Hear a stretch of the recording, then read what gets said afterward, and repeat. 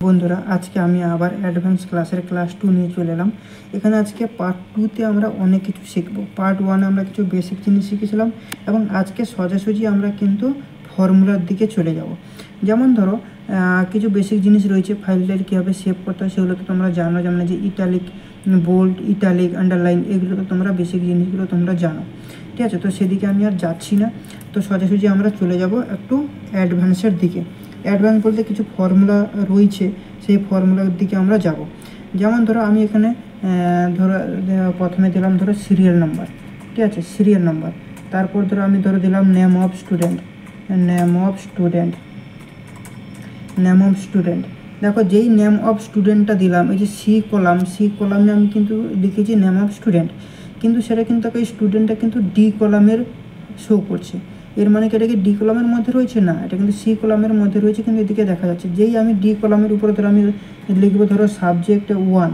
ঠিক আছে, সাবজেক্ট 1, তাহলে দেখো সেই স্টুডেন্টটা কিন্তু এই সাবজেক্ট 1-এর পিছনে কিন্তু লুকিয়ে গেছে। আবার আমি দিলাম সাবজেক্ট 2, আর একটা দেবো সাবজেক্ট 3, আরও একটা সাবজেক্ট আমি নিলাম সাবজেক্ট 4। ঠিক আছে, সাবজেক্ট 4, এই চারটে রয়েছে। এই চারটে সাবজেক্টে এই যে বললাম, এটা যে লুকিয়ে রয়েছে স্টুডেন্টটা কীভাবে আমরা আবার দেখতে পাবো সেটা বলছি একটু পরে। এখানে আমি আগে একটা লিখে ফেলি সাবজেক্ট 4। তারপর এই যে চারটে সাবজেক্ট, এই যে চারটে সাবজেক্টের যে নাম্বারগুলো আমরা এখানে পাচ্ছি, সেই নাম্বারের যোগফল কত হবে, টোটাল কত হবে, সেই টোটালটা আমরা কিন্তু এখানটায় বের করব। টোটাল বের করার পর আমরা ম্যাক্সিমাম নাম্বার কত রয়েছে, ম্যাক্স, সেটা আমরা বের করব। আর কি বের করব, মিনিমাম নাম্বার কত রয়েছে, সবথেকে কম নাম্বার কত, সেটা বের করব। ঠিক আছে, তারপরে কটা সাবজেক্ট রয়েছে, কীভাবে কাউন্ট করতে হয় কাউন্ট করব। তারপরে আমরা অ্যাভারেজও কিন্তু বের করব। এতগুলো জিনিস কিন্তু আমরা বের করব। তো দেখো, এইটা যেমন দেখো, এই যে নেম অফ স্টুডেন্টটা আমরা দেখতে পাচ্ছি, এটা কীভাবে আমরা দেখতে পাবো, সেটার জন্য আমাদেরকে কি করতে হবে। দেখো, এইখানটা সি এবং ডির মধ্যে যে ভার্টিক্যাল লাইনটা রয়েছে, সেই লাইনের উপরে কার্সার রাখবো, দিয়ে ডবল ক্লিক করব। দেখো, নেম অফ স্টুডেন্ট কিন্তু চলে এসছে। এখানে দেখো তুমি তিন রকমের তুমি প্লাস সাইনটা দেখতে পাবে। এই যে সেলটা আমি ক্লিক করেছি, সেলের মাঝখানে যখন রাখছি তখন দেখো তুমি এক প্রকারের কিন্তু প্লাস সাইন দেখতে পাচ্ছ, যেটাকে আমরা কি বলি, সিলেকশন প্লাসের সাইন। এটা আবার এই যে চারদিকে যে বর্ডার রয়েছে, বর্ডারের যে কোনো একটা দিকে আমি লাইনের উপর যখন রাখছি, তখন তুমি প্লাস সাইনটা কিন্তু আরেক প্রকারের দেখতে পাচ্ছ। দেখবে চারদিকে তীর চিহ্নের মতন রয়েছে, এটাকে মুভিং অ্যারো বলে। মানে কীরকম, আমি এখানে এম লিখলাম।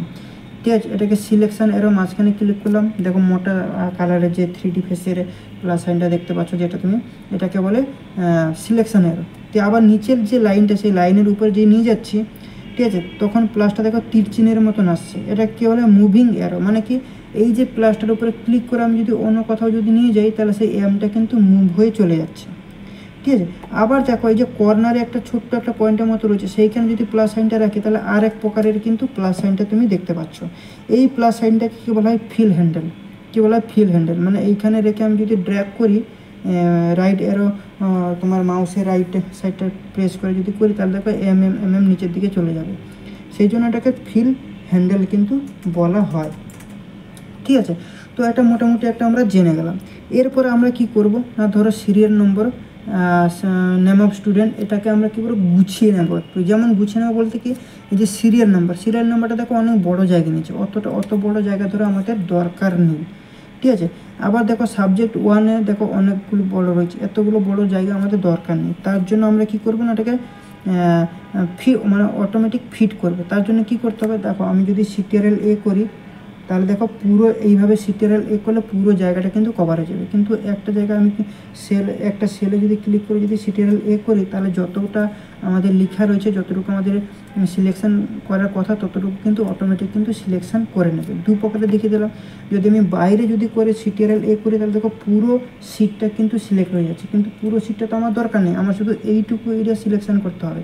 তাই আমি সিরিয়াল নম্বর উপরে সিলেক্ট করলাম, যে সিটিআরএল এ যদি প্রেস করি, তাহলে সিরিয়াল নম্বর থেকে আমার অ্যাভারেজ পর্যন্ত কিন্তু এই ডেটাগুলো কিন্তু আমার, বা এই বর্ডারটাই কিন্তু আমার সিলেক্ট হয়ে যাবে। সিলেক্ট করার পর আমরা কি করব না, দেখো এই যে ফরম্যাট রয়েছে, ফরম্যাটে যাব। ফরম্যাটে গিয়ে, ঠিক আছে, ফরম্যাটে গিয়ে এখানে দেখো তুমি অটোফিট কলাম উইথ রয়েছে, সেই অটোফিট কলাম উইথের উপরে যখন যেই ক্লিক করবে, দেখো অটোমেটিক ফিট কিন্তু হয়ে গেল। এইভাবে করা যেতে পারে।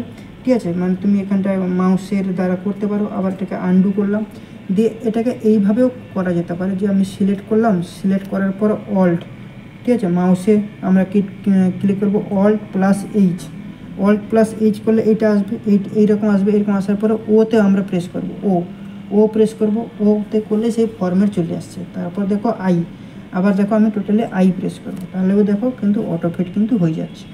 এইভাবে কিন্তু আমরা এটাকে অটোফিট করা হয়, ঠিক আছে। এটা এক প্রকারের প্রসেস আমি তোমাদেরকে দেখিয়ে দিলাম। এরপর দেখো সিরিয়াল নাম্বার আমি ধরো 1 দিলাম, 1 দিয়ে এটাকে সিলেক্ট করে আমি যদি ওই ফিল হ্যান্ডেল দিয়ে যদি নিচের দিকে ড্র্যাগ করি, তাহলে দেখো শুধু 1 আসছে। কিন্তু এইভাবে হলে তো চলবে না, আমাকে কী করতে হবে 1 2 3 4 এইভাবে আমাকে নিয়ে আসতে হবে। তাহলে কি করব, এর নিচে লিখব 2 করে দুটোকে সিলেক্ট করব। যেই সিলেক্ট করব সর্বপ্রথম উপরটা দেখো হোয়াইট কালার রয়েছে, নিচেটা ব্রাউন কালার রয়েছে। তো এবং ফিল হ্যান্ডেল দিয়ে আমি যদি প্রেস করি, তাহলে এটা দেখো অনেক রকমের 1 থেকে 16 পর্যন্ত চলে এসছে। এইভাবে একটা হয়, বা এইভাবে না করে তুমি এইভাবেও করতে পারো। এই 2টাকে আমি ধরো ডিলিট করে দিলাম। এই যে 1 দিয়েছি, 1টাকে সিলেক্ট করব, দিয়ে CTRL প্রেস করে ফিল হ্যান্ডেল দিয়ে প্রেস করব, তাহলে দেখো তুমি 1 থেকে 7 পর্যন্ত কিন্তু পেয়ে যাবে। এইভাবেও কিন্তু আমরা সিরিয়াল নাম্বারগুলোকে এইভাবে কিন্তু ড্র্যাগ করে আমরা করতে পারবো, খুব ইজিভাবে কিন্তু এটা করা যায়, ঠিক আছে। আবার দেখো এর নেম অফ স্টুডেন্টের জায়গায় আমি কিছু ধরো লিখে দিলাম ABCDEFG, ঠিক আছে, এই নামটা আমি ধরো দিয়ে দিলাম। এবার দেখো নম্বর অফ সাবজেক্ট, ধরো এই 4টে সাবজেক্ট রয়েছে, 4টে সাবজেক্টে এটা যেহেতু ডেমো ক্লাস আমরা শিখছি, তাই যে কোনো একটা ধরো আমরা নাম্বার পুট করব। তো প্রত্যেকগুলোতে ধরো 25 20 বা ধরো 85 এভাবে করলে অনেক সময় যাবে। তাই আমরা কি করব, এখানে একটা ফর্মুলা আমরা পুট করব। কি ফর্মুলা পুট করব না, দেখো এই যে সাবজেক্ট রয়েছে, সাবজেক্ট 1 থেকে সাবজেক্ট 4 এবং যতজন স্টুডেন্ট রয়েছে 7জন স্টুডেন্ট, এই এরিয়াটা আমরা সিলেক্ট করে নেব। সিলেক্ট করে আমরা কি করব, ইকুয়াল টু দেবো দিয়ে র্যান্ডাম বিটুইন RAND যেই প্রেস করবে, নিচে দেখো র্যান্ডাম বিটুইন চলে এসছে। এই র্যান্ডাম বিটুইনটাকে আমরা ক্লিক করব, দিয়ে এখানে ধরো আমি দিয়ে দিলাম ধরো 25 থেকে শুরু করবো এবং তোমার 90-এর কাছে শেষ করব। ব্র্যাকেট ক্লোজ করে কী করব না, এন্টার করে দেবো। দেখো এখানটা 87 এসছে, 87 চলে এসছে। এবার আমি কি করব, এটাকে এই হরাইজন্টাল এবং ভার্টিক্যাল বরাবর আমাকে ফিল করতে হবে অটোমেটিক। তাই আমি কি করব, আগে ভার্টিক্যাল বরাবর ফিল করার জন্য CTRL+D প্রেস করব, কি CTRL+D। দেখো ভার্টিক্যাল বরাবর ডেটা ফিল হয়ে গেছে। আবার আমাকে হরাইজন্টাল বরাবর ডেটাগুলোকে, মানে এই বাকি যেগুলো ঘরগুলো রয়েছে, সেলগুলো রয়েছে, সেগুলোতে ফিল করার জন্য CTRL+R প্রেস করবো, কি CTRL+R যেই প্রেস করলাম কিবোর্ডে, দেখো অটোমেটিক কিন্তু ফিল হয়ে গেল। কিন্তু এই যে ডেটাগুলো না, এই ডেটাগুলোর উপর তুমি যেখানে ক্লিক করবে, উপরে দেখো এখানটা তুমি দেখতে পাচ্ছ এই ফর্মুলাটা কিন্তু দেখতে পাচ্ছ। এর মানে কি না, তুমি এই নাম্বারগুলো না যে কোনো সময় চেঞ্জ হয়ে যাবে। এখন 40 দেখতে পাচ্ছ, একটু পরে দেখবে এটা 40 থাকবে না, এই 42টা চলে আসবে, 42-এর জায়গায় 40 চলে আসবে, এরকমভাবে হবে, ঠিক আছে। তো এইটাকে আমরা ফিক্স করতে গেলে এইভাবে হলে তো হবে না, ফিক্স করতে গেলে কী করতে হবে, এটাকে আমরা কী করব, কপি করে হোম ট্যাবের মধ্যে যাব। হোম ট্যাবের মধ্যে ক্লিপবোর্ড গ্রুপের মধ্যে গিয়ে পেস্টে যাব। পেস্টের মধ্যে দেখো একটা রয়েছে ভ্যালু, এই যে দেখো ভ্যালু, এই ভ্যালুর উপরে গিয়ে ক্লিক করে দেবো। আমরা ক্লিক করে দিলাম, ঠিক আছে, দিয়ে এসকেপ করে দেবো। এবারে দেখো তুমি যেটার উপরে ক্লিক করবে, তুমি সেই সংখ্যাটা এখানটায় তুমি দেখতে পাবে। এখানটায় কিন্তু কোনো আর ওই র্যান্ডাম বিটুইন ফর্মুলা তুমি দেখতে পাবে না। যেমন দেখো এখানে 85 ছিল, এখানে 40 ছিল, এখানে 42 ছিল, পুরো চেঞ্জ হয়ে গেছে, এটা ফিক্স হয়ে গেছে। এই নাম্বারটা কিন্তু আর চেঞ্জ হবে না। এটাকে একটু ডিজাইন করার জন্য আমি এটাকে সিলেক্ট করে নিয়ে এটাকে আমি বর্ডার করে নেব, অল বর্ডার। এখানটায় গিয়ে এই অল বর্ডারে গিয়ে ক্লিক করলাম, অল বর্ডার হলো, একটু দেখতে ভালো লাগছে। এরপর দেখো এটা তো হয়ে গেল। এরপর আমরা এটাকে কি করব না, টোটাল করব, যে 1 2 3 4 এই যে সাবজেক্টটা, এইটা টোটাল করলে কত হবে, কীভাবে করব দেখো। আগে কিবোর্ডের মাধ্যমে বলছি, কিবোর্ডের মাধ্যমে তুমি যদি করতে চাও তাহলে ইকুয়াল টু দেবে, দিয়ে সাম দেবে, ফার্স্ট ব্র্যাকেট দেবো।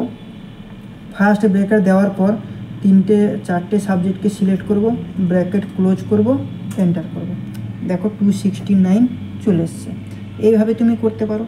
আবার এইটাকে এইভাবেও তুমি টোটাল করতে পারো, যে এটাকে করলাম, সিলেক্ট করার পর এখানে দেখো তোমার হোম ট্যাবের মধ্যে এডিটিং গ্রুপের মধ্যে রয়েছে এই যে অটোসাম, এখানটায় করলাম, দিয়ে সাম করে দিলাম, অটোমেটিক্যালি কিন্তু 4টে সাবজেক্ট সিলেক্ট হয়ে যাবে।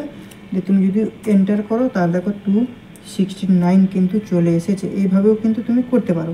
আবার এইটা তুমি আরও একটা শর্টকাট রয়েছে। কি শর্টকাট না, দেখো এটাকে সিলেক্ট করব, দিয়ে অল্ট তার সঙ্গে প্লাস প্রেস করব, তাহলে কিন্তু সেটাও কিন্তু তোমার টোটাল কিন্তু হয়ে যাবে। হওয়ার পর এটাকে আমি সিলেক্ট করব, সিলেক্ট করে CTRL+D করে দেবো, তাহলে ভার্টিক্যাল বরাবর পুরোটা কিন্তু সিকোয়েন্সে কিন্তু নিয়ে নেবে। ঠিক আছে, ড্র্যাগ করার দরকার নেই, এরকম করলেও কিন্তু খুব শর্টকাট, এভাবে কিন্তু হয়ে যাবে। ঠিক আছে, এটা টোটাল আমরা হয়ে গেলাম। এরপর ধরো ম্যাক্স করতে গেলে কি করব, এই 3টে সাবজেক্টে ম্যাক্স করব। তাহলে আমি এটাকে সিলেক্ট করলাম, সিলেক্ট করার পর এই এডিটিং গ্রুপের মধ্যে যাব, দিয়ে এখানে দেখো ম্যাক্স রয়েছে, ম্যাক্সের উপরে ক্লিক করব। দেখো সাবজেক্ট 1 থেকে টোটাল পর্যন্ত গেছে, তো অতগুলো তো আমার লাগবে না, আমার তো 4টে সাবজেক্ট লাগবে। তাই কন্ট্রোল প্লাস তোমার লেফট এরো প্রেস করব। ঠিক আছে, কি প্রেস করব, লেফট এরো, 1 মিনিট আলাদা টিপে দিয়েছি।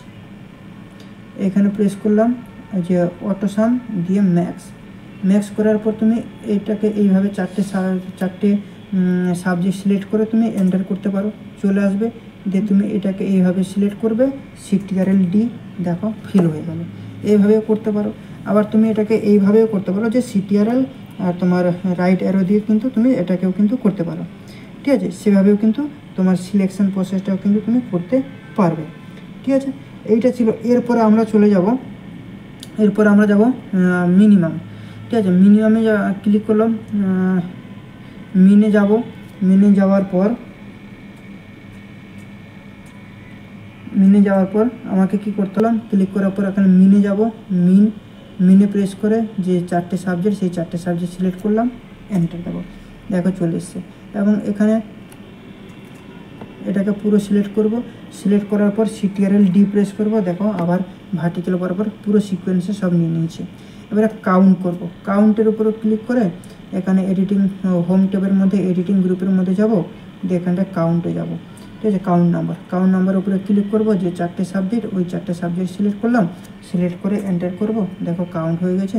দিয়ে এটাকে এইভাবে সিলেক্ট করে CTRL+D প্রেস করব, দেখো কাউন্ট হয়ে যাবে 4টে সাবজেক্ট।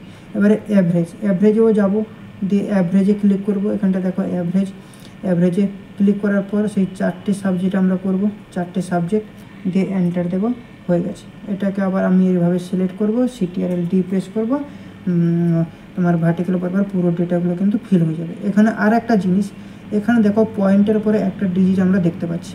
এখানে দেখো হোম ট্যাবের মধ্যে নাম্বার গ্রুপের মধ্যে যাব, এখানে দেখো ইনক্রিজ ডিক্রিজ রয়েছে, সবসময় আমরা কী করবো, 2টো ডিজিট নেব, যেমন 67.25, 50.75, 43.75, এরকম 2টো ডিজিট নেব। 3টে নিলে 3টে, 4টে নিলে 4টে, একটা নিলে একটা, এইভাবে। তো 2টো আমি রাখতে চাইছি, ওই জন্য 2টো নিয়েছি। ঠিক আছে, এইভাবে আমরা অ্যাভারেজ এইসব কিন্তু ক্যালকুলেশনগুলো আমরা করি। আবার দেখো তুমি শর্টকাট রয়েছে, যেমন এই যে ম্যাক্সের শর্টকাট কীও রয়েছে, Alt+H+Max, যেমন কি অল্ট প্রেস করব, অল্ট দিয়ে ছেড়ে দিয়ে H প্রেস করব।